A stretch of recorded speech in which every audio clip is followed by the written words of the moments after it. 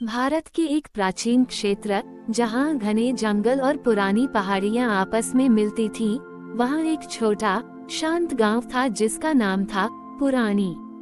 पुरानी गांव की सबसे अनोखी चीज थी उसके केंद्र में खड़ा एक विशाल सदियों पुराना बरगद का पेड़। यह कोई साधारण पेड़ नहीं था, इसे भविष्यवाणी का वृक्ष कहा जाता था। ग्रामीणों का मानना था कि यह वृक्ष समय समय पर भविष्य की घटनाओं के बारे में संकेत देता था, लेकिन ये संकेत इतने रहस्यमय होते थे कि कोई भी उन्हें पूरी तरह समझ नहीं पाता था। ये वृक्ष किसी प्राचीन ज्ञान का संरक्षक था, जिसकी जड़ें पृथ्वी की गहराइयों तक फैली थीं। गांव में एक वृद्ध महिला रहती थी, जिसका नाम था माई यशोदा। वह गांव की सबसे पुरानी सदस्य थी और उसे वृक्ष की भाषा समझने की कुछ क्षमता थी। लोग उसे वृक्ष की आवाज कहते थे। माई यशोदा अक्सर घंटों वृक्ष के नीचे बैठी रहती, उसकी पत्तियों की सरसराहट सुनती और उसके बदलते रंगों को देखती। एक दिन गांव में एक अभूतपूर्व संकट आया। जंगल के बाहर से कुछ शिकारी आए और उन्होंने अंधाधुंध पेड़ों की कटाई शुरू कर दी। गांव के जल स्रोत सूखने लगे, हवा प्रदूषित होने लगी और वन्यजीव गांव से दूर भागने लगे। पुरानी का संतुलन बिगड़ने लगा था। माई यशोदा ने देखा कि भविष्यवाणी का वृक्ष मुरझाने लगा था। उसकी पत्तियां पीली पड़ रही थीं और उस पर कोई नया फल नहीं लग रहा था। यह एक स्पष्ट संकेत था कि कुछ बहुत गलत हो रहा था। माई यशोदा ने महसूस किया कि अब भविष्यवाणी के वृक्ष के सबसे गहरे रहस्य को जानने का समय आ गया था।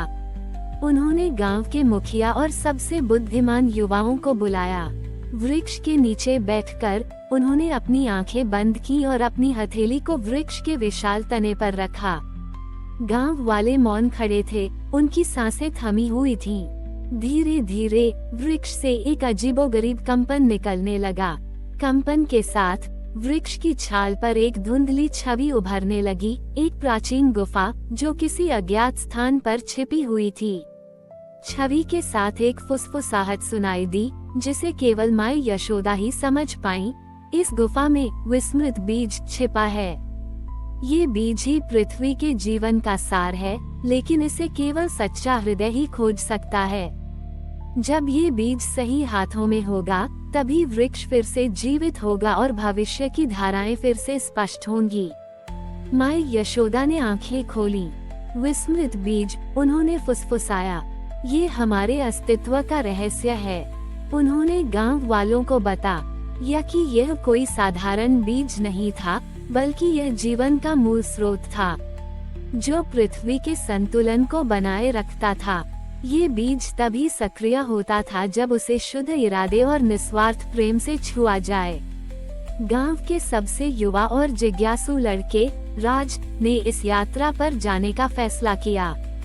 राज को प्रकृति से गहरा लगाव था और वह माई यशोदा का बहुत सम्मान करता था। उसके साथ उसकी सबसे अच्छी दोस्त नीति भी जाने को तैयार हुई, जो अपनी तीक्ष्ण बुद्धि और समस्याओं को सुलझाने की क्षमता के लिए जानी जाती थी। माई यशोदा ने राज को एक छोटा लकड़ी का ताबीज दिया, जिस पर भविष्यवाणी के वृक्ष का प्रतीक खुदा हुआ था। ये तुम्हें मार्ग दिखाएगा, उन्होंने कहा, और तुम्हें याद दिलाएगा कि जीवन की सबसे बड़ी शक्ति स्वयं प्रकृति में निहित है। राज और नीति ने अपनी यात्रा शुरू की। उनके पास कोई नक्शा नहीं था, केवल वृक्ष की छवि और माई यशोदा के शब्द थे। उनका रास्ता दुर्गम पहाड़ों, घने जंगलों और तेज नदियों से होकर गुजरता था। उन्हें जंगली जानवरों और प्रकृति की कठोरता का सामना करना पड़ा।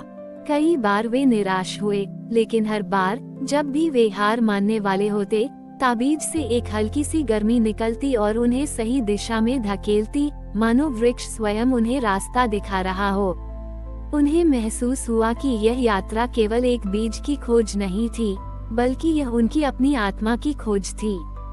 कई दिनों की कठिन यात्रा के बाद वे एक ऐसी जगह पहुंचे जहां पेड़ों की शाखाएं आपस में इतनी गूंथी हुई थीं कि ऊपर आसमान भी दिखाई नहीं दे रहा था। हवा में एक अजीब सी पुरानी खुशबू फैल रही थी। तभी ताबीज से एक तीव्र चमक निकली और उन्हें दूर से एक विशाल काय से ढकी हुई चट्टान दिखाई दी, जिसके बीच में एक गहरी अंधेरी गुफा का मुख था। उन्हें पता था कि वे अपने गंतव्य पर पहुंच गए थे। राज और नीति सावधानी से उस अंधेरी गुफा में दाखिल हुए। गुफा का प्रवेश द्वार संकरा था, लेकिन अंदर जाने पर वो काफी चौड़ी होती गई। हवा ठंडी और नम थी और दीवारों से पानी टपक रहा था। उन्होंने अपनी मशालें जलाईं, जिनकी रोशनी में उन्हें गुफा की दीवारों पर प्राचीन चित्र दिखाई दिए, ऐसे चित्र जिनमें पेड़ पौधे, जानवर और तारे बने हुए थे, मानो कोई भूली हुई सभ्यता प्रकृति के रहस्यों को चित्रित कर रही हो। गुफा के भीतर उन्हें कई संकरे रास्ते और घुमावदार मोड़ मिले। उन्हें पत्थरों पर चढ़ना पड़ा और नीचे उतरना पड़ा। हर कदम पर खतरा था, लेकिन राज का मजबूत इरादा और नीति की तीक्ष्ण बुद्धि उन्हें आगे बढ़ने में मदद कर रही थी। उन्हें लग रहा था कि गुफा स्वयं एक जीवित प्राणी है, जो उन्हें किसी महत्वपूर्ण रहस्य की ओर ले जा रही है। काफी देर तक चलने के बाद वे एक बड़े कक्ष में पहुँचे। कक्ष के केंद्र में एक पत्थर का चबूतरा था और उस चबूतरे पर रेशमी कपड़े के टुकड़े पर एक छोटा सा असाधारण बीज रखा हुआ था। ये बीज किसी भी ज्ञात पौधे के बीज जैसा नहीं था। ये हल्का सुनहरा रंग का था और उसमें एक सूक्ष्म चमक थी, मानो उसके भीतर कोई जीवित ऊर्जा धड़क रही हो। यही विस्मृत बीज था। राज धीरे धीरे बीज के पास गया। जैसे ही उसने उसे उठाने के लिए हाथ बढ़ाया, गुफा में एक तेज कंपन हुआ। दीवारों से अजीबोगरीब ध्वनियां आने लगी, जैसे पत्थरों में सदियों से दबी कोई शक्ति जाग रही हो। नीति डर गई, लेकिन राज ने उसे शांत रहने का इशारा किया। उसने ताबीज को देखा, जो अब तेजी से चमक रहा था। उसे माई यशोदा के शब्द याद आए, इसे केवल सच्चा हृदय ही खोज सकता है। राज ने अपनी आंखें बंद की और अपने भीतर झांका। उसने अपने मन को शुद्ध किया, सारे स्वार्थ और भय को दूर किया और केवल प्रकृति के प्रति अपने प्रेम और वृक्ष को बचाने की इच्छा पर ध्यान केंद्रित किया। जब उसे लगा कि उसका हृदय पूरी तरह से शुद्ध है, तो उसने धीरे से बीज को उठा लिया। जैसे ही राज ने बीज को अपने हाथ में लिया, कंपन तुरंत बंद हो गया और गुफा में फिर से शांति छा गई। बीज उसके हाथ में गर्म महसूस हो रहा था, मानो वह जीवित हो।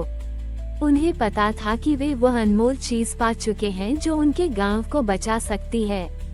वे सावधानी से गुफा से बाहर निकले और पुरानी गांव की ओर अपनी वापसी की यात्रा शुरू की। जब वे गांव पहुंचे, तो उन्होंने देखा कि भविष्यवाणी का वृक्ष और भी मुरझा गया था, मानो वह अपनी अंतिम सांसें ले रहा हो। माई यशोदा कमजोर लेकिन आशान्वित आंखों से उनका इंतजार कर रही थी। राज ने सावधानी से विस्मृत बीज को माई यशोदा के हाथों में रखा। माई यशोदा ने बीज को अपने माथे से लगाया और फिर उसे भविष्यवाणी के वृक्ष की जड़ों के पास मिट्टी में बो दिया। गांव वाले उत्सुकता से देख रहे थे। कुछ क्षणों के लिए कुछ नहीं हुआ। फिर अचानक जमीन में जहां बीज बोया गया था, वहां से एक हरी कोम्पल फूट पड़ी। ये कोम्पल तेजी से बढ़ने लगी और देखते ही देखते वह एक मजबूत शाखा बन गई, जिस पर नई हरी पत्तियां खिल उठीं। भविष्यवाणी का वृक्ष धीरे धीरे फिर से जीवंत होने लगा। उसकी पत्तियां फिर से हरी हो गईं, उसका तना मजबूत हो गया और उस पर छोटे छोटे फल लगने लगे। पूरे पुरानी गांव में खुशी की लहर दौड़ गई।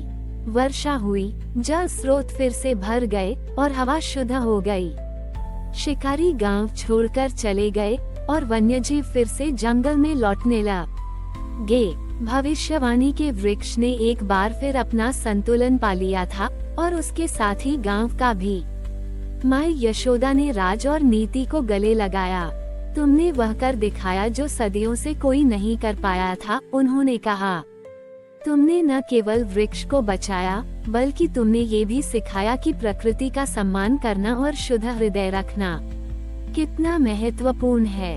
उस दिन के बाद विस्मृत बीज की कहानी पुरानी गांव की लोक कथाओं का हिस्सा बन गई। भविष्यवाणी का वृक्ष फिर से फलता फूलता रहा और उसके पत्ते भविष्य के बारे में रहस्यमय संकेत देते रहे, लेकिन अब गांव वाले उन संकेतों को समझने के लिए और भी बेहतर ढंग से तैयार थे, क्योंकि उन्होंने जान लिया था कि जीवन का सबसे बड़ा रहस्य स्वयं प्रकृति में और उनके अपने शुद्ध हृदय में छिपा है। और इस प्रकार पुरानी गांव ने एक नया जीवन जिया, भविष्य की ओर देखते हुए, विस्मृत बीज के ज्ञान से पोषित। राज और नीति द्वारा विस्मृत बीज को वापस लाने और भविष्यवाणी के वृक्ष को पुनर्जीवित करने के बाद पुरानी गांव में एक नया युग शुरू हुआ। ये केवल सूखे का अंत नहीं था, बल्कि एक आध्यात्मिक पुनर्जागरण था। भविष्यवाणी का वृक्ष अब केवल संकेत नहीं देता था, बल्कि उसकी पत्तियां और शाखाएं एक जीवंत ऊर्जा से स्पंद छोटी ईंट होती थी, जो पूरे गांव को एक अदृश्य सुरक्षा कवच प्रदान करती थी। माँ यशोदा ने अपने शेष जीवन में राज और नीति को वृक्ष के गूढ़ रहस्यों को समझने में मदद की। उन्होंने सिखाया कि विस्मृत बीज केवल एक भौतिक बीज नहीं था, बल्कि यह जीवन के हर रूप में निहित संभावना का प्रतीक था। जब भी कोई व्यक्ति अपने भीतर के विस्मृत बीज को पहचानता था, यानी अपनी असीमित क्षमता, अपनी अंतर्निहित करुणा और प्रकृति के साथ अपने गहरे संबंध को, तो वह भविष्यवाणी के वृक्ष के साथ और गहराई से जुड़ जाता था। राज अब एक युवा मुखिया और नीति गांव की ज्ञानवान सलाहकार ने पुरानी को केवल एक गांव नहीं, बल्कि प्रकृति आधारित जीवन शैली और आंतरिक संतुलन का एक मॉडल बना दिया। उन्होंने गांव में ऐसी प्रथाएं स्थापित की जहां हर निर्णय लेने से पहले भविष्यवाणी के वृक्ष के नीचे ध्यान किया जाता था। फसल बोने से पहले ग्रामीण वृक्ष से आशीर्वाद लेते थे। किसी भी विवाद को सुलझाने से पहले वे वृक्ष के मौन में बैठकर अपने मन को शांत करते थे। धीरे धीरे पुरानी की कहानियां दूर दूर तक फैलने लगीं। शहरी जीवन के तनाव से जूझ रहे लोग, जो अपने प्राकृतिक परिवेश से कट चुके थे, पुरानी की ओर आकर्षित होने लगे। वे यहाँ ये जानने आते थे कि कैसे एक छोटा सा गांव इतनी शांति और समृद्धि में जी सकता है, जबकि बाहरी दुनिया अराजकता में डूबी थी। राज और नीति ने उन सभी का स्वागत किया, बिना किसी लालच या दिखावे के उन्हें विस्मृत बीज का दर्शन सिखाया। उन्होंने समझाया कि हर इंसान अपने भीतर एक विस्मृत बीज लिए हुए है, वह क्षमता जो उसे ब्रह्मांडीय संतुलन और प्रकृति के साथ सामंजस्य स्थापित करने में मदद करती है। वैज्ञानिक और पर्यावरणविद भी पुरानी के प्रति आकर्षित हुए।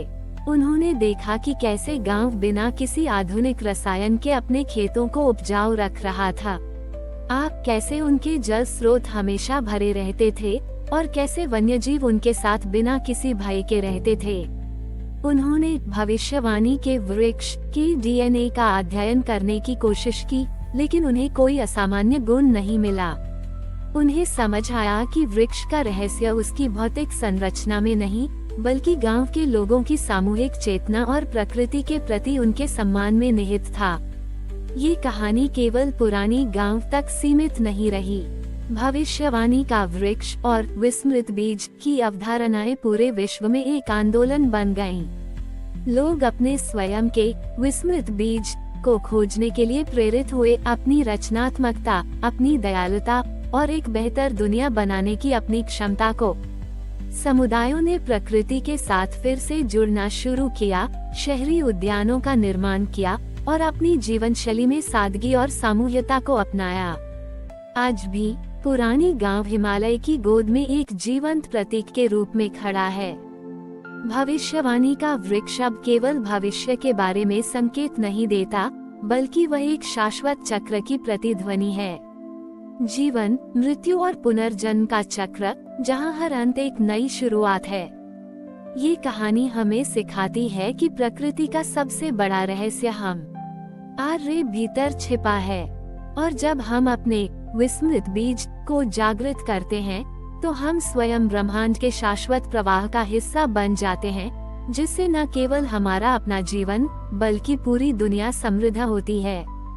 ये कथा एक प्रेरणा बनी रहेगी उन सभी के लिए जो अपने भीतर के उस असीमित, शून्य और संभावना को खोजना चाहते हैं। हमारी और भी आध्यात्मिक एवं अनोखी कहानियाँ देखने के लिए हमारे चैनल पर जाएं तथा धार्मिक एवं पौराणिक अनोखी कहानियाँ हमारे चैनल पर है।